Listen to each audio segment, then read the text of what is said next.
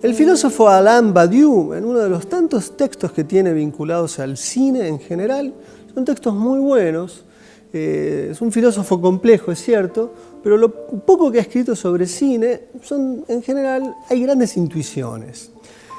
Una de ellas es que gran parte de la estructuración narrativa que tiene el cine estadounidense está relacionado con el encuentro entre el padre y el hijo. Y es cierto, si uno empieza a revisar algunas películas, sino gran parte de la historia del cine norteamericano, o mejor dicho estadounidense, uno puede encontrar que uno de los grandes organizadores simbólicos de los relatos tiene que ver justamente padres e hijos, a veces peleados, a veces en discordia, a veces que se reencuentran, a veces que se anhelan. Siempre está esta forma tan peculiar de que el centro narrativo pase por esa relación casi visceral, instintiva, que tiene que ver siempre con la descendencia y con la proyección. Me gustaría entonces simplemente tomar dos ejemplos del cine norteamericano y también una película que ya está fuera de esa órbita, aunque reconoce la misma, y ver un poco cómo puede funcionar esto. Lo primero que vamos a ver es una extraordinaria película. Si no la vieron, búsquenla, véanla. Van a ser felices si ven esa película una y otra vez. La película es de John Ford, se llama Qué bello era mi valle, Qué verde era mi valle. Es una película extraordinaria y que justamente gran parte del relato tiene que ver con la figura paterna como un organizador simbólico, no solamente de la familia, sino no una fábrica, sino una mina, y indirectamente cómo los padres, en cierta forma, son los que organizan la vida simbólica de la nación. Hay algo en esa línea, en esta configuración social, en donde la figura del padre tiene ese lugar de admiración, de distribución de la ley, de lo que está bien, de lo que no está mal, de lo que está mal, de lo que está bien, y de que en cierta medida es en esa figura que se organiza la eticidad de una sociedad o de una comunidad. En Qué verde era mi valle es una película clarísima para ver el lugar que tienen un padre en la filmografía del cine norteamericano y en este caso una película de Ford. Si no la vieron, por favor, véanla, es magnífica. Vamos a ver esta escena. Everything I ever learned as a small boy came from my father, and I never found anything he ever told me to be wrong or worthless. The simple lessons he taught me are as sharp and clear in my mind as if I had heard them only yesterday. In those days, the black slag, the waste of the coal pits, had only begun to cover the side of our hill. Not yet enough to mar the countryside, nor blacken the beauty of our village. For the colliery had only begun to poke its skinny black fingers through the green. I can hear even now the voice of my sister Anharad.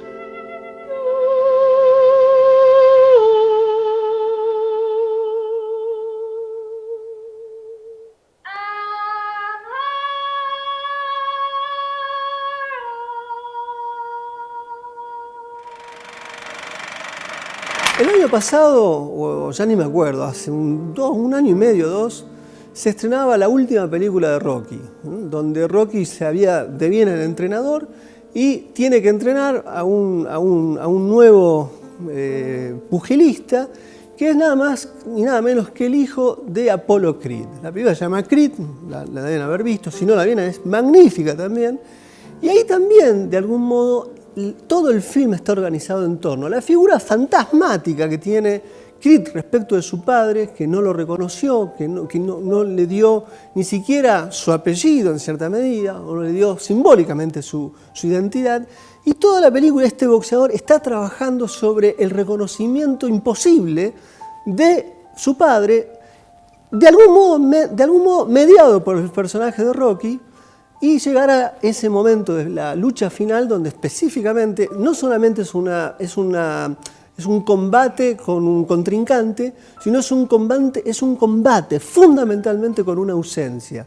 Y si en ese combate se sale victorioso, no es tanto por si se gana la pelea o no, sino fundamentalmente si se reconoce la figura del padre, o mejor dicho, si uno se puede reconocer o ganar el lugar de extenderse, imaginarse como el padre. Es una película clave en ese sentido. Más allá de la película, es magnífica por muchos otros sentidos también. Vamos a ver este fragmento. I should have stopped this one with your father. I'm stopping this one now. Don't, okay? Let me finish. I gotta prove it. Prove what?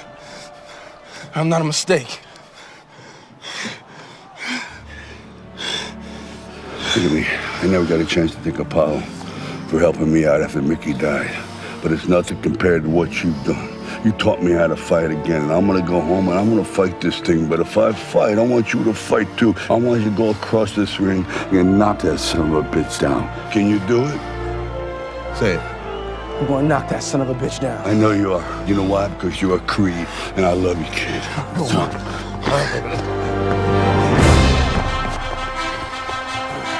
Go get him, Dad. La semana pasada habíamos hablado de una película notable de Víctor Erice. Erice tiene 3 películas, las 3 son obras maestras, las 3 son notables. Su segunda película se llama El Sur y es básicamente algo que sucede cuando uno empieza a tomar un poco de conciencia, cuando ya empieza a dejar la infancia y empieza el principio de la adolescencia, que es ver a sus padres, ya no como sus padres, sino como padres, pero también sujetos, personas que tienen vidas, no solamente porque estaría eventualmente siempre la fantasía que tienen vida sexual, sino que fundamentalmente tienen deseos. Y muchas veces los deseos que tienen los padres, también podría ser la madre, pero el padre en esta película en particular, puede estar fuera del orden de la familia. Y esto es enigmático para cualquiera de nosotros y en esta película en particular para el personaje de la niña que entiende que su padre tiene un secreto o que ese secreto en realidad tiene que ver con los deseos y ese deseo no lo conoce, no lo sabe y le intriga. La película es sobre cómo puede ser que mi padre tenga efectivamente una vida secreta. El enigma del deseo del padre. Es una película magnífica que gira en torno a esto, que gira en torno al momento donde uno descubre que el padre de uno es mucho más que un padre, es una persona. Es magnífica esta película también, si no la vieron, recomiendo que traten de verla. Se llama El Sur, es del gran Víctor Erice. Vamos a ver este fragmento.